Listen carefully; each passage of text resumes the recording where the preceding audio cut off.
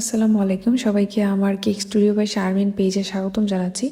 তো আজকে হচ্ছে আমি আপনাদেরকে এই কালারটা করে দেখাবো। এটাকে অনেকে লেমন ইয়েলো কালার বা কলাপাতা কালার বা টিয়া কালার বলে। তো যে ভাইয়া কেকটা অর্ডার করেছিল ওনার মানে একটা ছিল যে এইবারের বার্থডে থিমে উনি এই কালারটা এবং সাদা কালার এই দুইটা কালার কম্বিনেশনে চাচ্ছিলেন।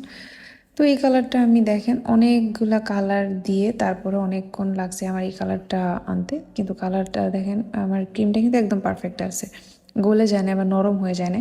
তো আজকে এগুলাই বলবো। তো এখানে আমি এই দুইটা কালার ইউজ করব, একটা হচ্ছে রেডম্যান ব্র্যান্ডের অ্যাপল গ্রিন কালার যেটা আছে ওইটা, আর হচ্ছে ইয়েলো কালার। তো আমি অল্প অল্প করে দিব, একবারে হচ্ছে আমি বেশি পরিমাণে কালার হচ্ছে ঢেলে দিব না, অল্প করে দিয়ে আমি দেখব। আর আমি এখানে কালার কিভাবে মিক্স করছি এটা কিন্তু আপনারা দেখতেই পাচ্ছেন। ঘড়ির কাঁটা যেভাবে একদিক থেকে ঘোরে সেইভাবে আমি ঘোরাচ্ছি, উল্টাপাল্টা কিন্তু আমি ঘোরাচ্ছি না। আর ভিডিওটা যেন খুব বেশি বড় হয়ে না যায় সেই জন্য হচ্ছে আমি কিন্তু ভিডিওটা ফাস্ট করে দিয়েছি। তো আর আমি এত তাড়াহুড়া করে বা এত তাড়াতাড়ি কিন্তু আমি করিনি। তো এখানে আমার ক্রিমটা রেডি হওয়ার পর আমি কিন্তু সাথে সাথেই ক্রিমটাকে কভার করে নিচ্ছি, আর ক্রিমটা আলহামদুলিল্লাহ একদম স্টিপ ছিল।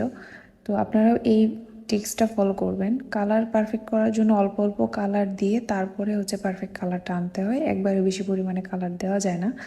আর হচ্ছে কালারটা খুবই আলতো হাতে স্প্যাচুলাটাকে একদিক থেকে ঘুরিয়ে কাটার মতো ঘুরিয়ে ঘুরিয়ে তারপরে হচ্ছে কালার আনতে হয়। উল্টাপাল্টা যদি আমরা কালার দিয়ে ঘোরাই তাহলে দেখা যায় যে ক্রিমটা নষ্ট হয়ে যায়, অনেক সময় ক্রিম অনেক বেশি নরম হয়ে যায়। তো আপনারা ক্রিমে কালার মেশানোর পরে কিছুক্ষণ ফ্রিজে রেখে তারপরে ইউজ করতে পারেন। তো এখন যেহেতু এত বেশি গরমের সময় না, তো আমার প্রবলেম হয় না, ফ্রিজেও রাখতে হয় না, সাথে সাথেই হচ্ছে আমি ডিজাইনটা করে ফেলেছি। তো ভাইয়া আমাকে কয়েকটা কেকের ডিজাইন দিয়েছিল, কেকটা একটু হাইট কেকের মধ্যেই হবে, এই জন্য আমি হাইট কেক করে নিয়েছি। আর অনেকেই বলেন যে আপনাদের ক্রিম ওয়েস্ট হয়, কিভাবে কি করতে হয়, আর ক্রিম অনেক সময় থেকে যায়, ওইগুলো আমি কি করি। আসলে আমি যখন ক্রিমটা এখন কাজ করতে করতে আসলে আইডিয়া হয়ে গেছে, এখন আর আমার ক্রিম তেমন বেশি ওয়েস্ট হয় না। আমার ক্রিম আমি যে পরিমাণ মতো নিই ওই পরিমাণে একদম সুন্দরভাবে হয়ে যায়। তো এখানে আমি এইভাবে এইরকম পরিমাণ করে নিয়েছিলাম যে ক্রিমটা কভার করার পরে আমার অল্প কিছুটা ক্রিম লাগবে, কারণ সাদা ফুলগুলা এইভাবে দেওয়াতে এটা কিন্তু মানে ভালো লাগছে না। তো আমি এটার উপরে ওই লেমন ইয়েলো কালারটা দিয়ে কিন্তু আমি আবার কিছু এই যে ফুল করে নিচ্ছি, এটার জন্য অল্প কিছুটা ক্রিম আমি রেখে দিয়েছিলাম, তো এটাই এখন আমি ইউজ করছি। এখানে আমার একদমই ক্রিম ওয়েস্টেজ হয় নাই বললেই চলে, যেটা ছিল সবটাই মোটামুটি ইউজ হয়েছে, অল্প একটু ক্রিম হয়তো বা ছিল, এটা তো এরকম থাকতেই পারে। তো একদম সাদা যদি থাকতো এই ফুলগুলো ভালো লাগতো না, এই জন্য আমি এটার উপরে আবার হচ্ছে এরকম কিছু প্যাটেল করে দিচ্ছি আর কি। আর এখানে কিছু বাটারফ্লাই বসবে ওইগুলা হচ্ছে বসিয়ে দিচ্ছি। আর কেকটা এরকমই ছিল, এই স্টিকারটা ভাইয়া দেয়ও নাই, বা এটা আমার নিজের ইচ্ছা থেকে আমি হচ্ছে বসিয়ে দিছি। আর এখন হচ্ছে লেখাটা লিখে দিব। তো অনেকদিন হয়ে গেছে পেজে ভিডিও আপলোড করা হয় না, ভাবলাম আজকে কিছু ভিডিওতে ভয়েস দিয়ে ভিডিও আপলোড করব, কিন্তু আশেপাশে এত পরিমাণে নয়েজ।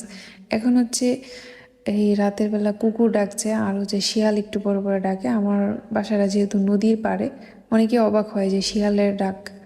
আমাদের এখানে শিয়ালের ডাক শোনা যায় অনেক বেশি জোরে জোরে, ওরা ডাকে অনেক সময় সন্ধ্যার দিকে, আবার এরকম গভীর রাতে। তো এরপরও কিছু করার নেই, ব্যাকগ্রাউন্ডের এই ধরনের সাউন্ডগুলোর জন্য আমি খুবই দুঃখিত। কিন্তু যেহেতু পেজের একটা বিষয় থাকে, ভিডিও আপলোড রেগুলার না করলে আসলে প্রবলেম হয়, রিচ অনেক বেশি ডাউন হয়ে যায়। এই জন্যই হচ্ছে আর কি, যে পরিবেশ পরিস্থিতি যাই হোক ভিডিওতে ভয়েস দিয়ে আপলোড করতেই হবে, এরকম একটা মানে পণ করে ফেলছি আর কি, এই জন্য। তো কেকটা করার পরে আমার কাছে খুবই আইসুদিং আর অনেক বেশি সুন্দর লাগছিল। আপনাদের কার কাছে কেমন লেগেছে আমাকে অবশ্যই কমেন্টস করে জানাবেন। আর এই যে গার্ল স্টিকারটা, এটা দেওয়াতে আমার কাছে মনে হয়েছে যে আরও বেশি সুন্দর লাগছিল, আমার কাছে ছিল যেহেতু স্টিকারটা, এই জন্য আমি বসিয়ে দিলাম আর কি। আর আমি হচ্ছে কেকের অনেক ভালো ফটোশ্যুট করতে পারি না, তো এই কেকটা নিয়ে একটু বাহিরে রোদের মধ্যে গিয়েছিলাম ফটোশ্যুট করতে, খুব ভয়ে ভয়ে। তো থ্যাংক ইউ এতক্ষণ ভিডিওটা দেখার জন্য।